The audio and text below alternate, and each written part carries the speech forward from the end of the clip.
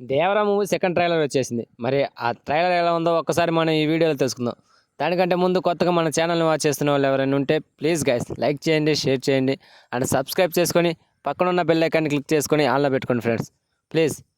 So ఇక trailer విషయానికి వస్తే ఓకే, బాగుంది. ఫస్ట్ ట్రైలర్ నుంచి సెకండ్ ట్రైలర్ ఉంటుందని చెప్పారు కానీ నాకైతే ఫస్ట్ ట్రైలరే నచ్చింది భయ్య. ఈ రిలీజ్ ట్రైలరు నాకు పెద్ద ఎగ్జైటింగ్ అయితే ఏమనిపించలేదు. సర్లే, ఈ ట్రైలర్లో నాకు నచ్చని అంశాల గురించి పక్కన పెడదాం, ఆడియన్స్కి నచ్చే అంశాల గురించి మాట్లాడుకుందాం. ఈ ట్రైలర్ను చూస్తున్నప్పుడు ఈ సినిమాని అస్సలు మిస్ కాకూడదు. 27న first day first షోనే చూసేయాలనిపిస్తుంది.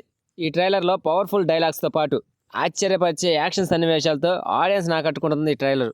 Only fans కోసమే ఈ ట్రైలర్ అన్నట్లు ఫ్యాన్స్ ఎన్టీఆర్ దగ్గర నుండి ఏవైతే ఎక్స్పెక్ట్ చేస్తున్నారో అవన్నీ ఈ ట్రైలర్లో కనిపించాయి.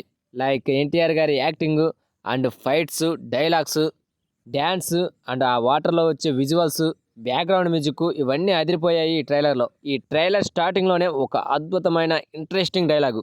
నిన్న రాత్రి ఓ కలొచ్చింది జోగుల, సంద్రం ఎరుపెక్కి నిజంగా ఎర్ర సముద్రం అయినట్లు, అది కూడా నా చేతుల మీదుగా అయినట్లు కనిపించుండాది అని ఎన్టీఆర్ గారు చెప్పే గంభీరమైన డైలాగ్తో ఈ ట్రైలర్ స్టార్టింగే అదిరిపోయింది. భయం పోవాలంటే దేవుడి కథ వినాలా, భయం అంటే ఏంటో తెలియాలి అంటే దేవర కథ వినాలా, ఇలాంటి ఇంట్రెస్టింగ్ డైలాగ్స్తో సినిమాపై ఆసక్తి పెంచింది ఈ ట్రైలర్. ఇక విలన్గా ఇందులో సైఫ్ అలీ ఖాన్ అని చెప్పారు కానీ ఆయన క్యారెక్టర్ కొంచెం కన్ఫ్యూజన్గా అనిపిస్తుంది. అసలు సైఫ్ అలీ ఖాన్ ఈ సినిమాలో దేవరాకి ఫ్రెండా లేకపోతే ఎనిమీనా అనేది అర్థం కావడం లేదు.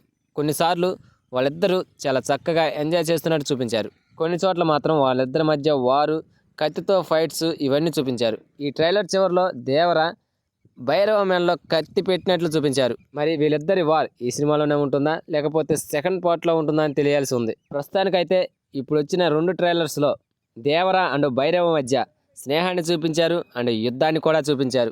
ఈ పాయింట్ని చూస్తుంటే సలా స్టోరీ గుర్తొచ్చింది. మరి మీకేమనిపించిందో కామెంట్ చేయండి ఫ్రెండ్స్. ఇక ఈ ట్రైలర్ స్టార్టింగ్ టు ఎండింగ్ వరకు స్టోరీపై ఓ క్లారిటీ ఇచ్చేశారు. ఇంట్రెస్టింగ్గానే సాగింది ఈ ట్రైలర్.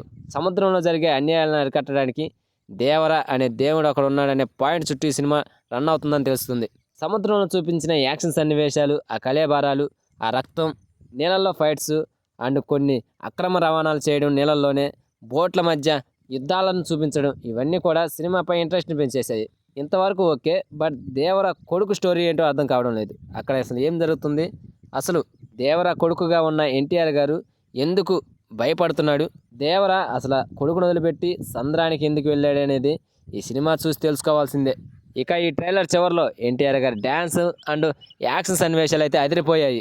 విజువల్స్తో సముద్రం బ్యాక్డ్రాప్లో వచ్చే సన్నివేశాలు ఆకట్టుకున్నాయి. Koratala Siva mark and Anirudh music అదిరిపోయాయి.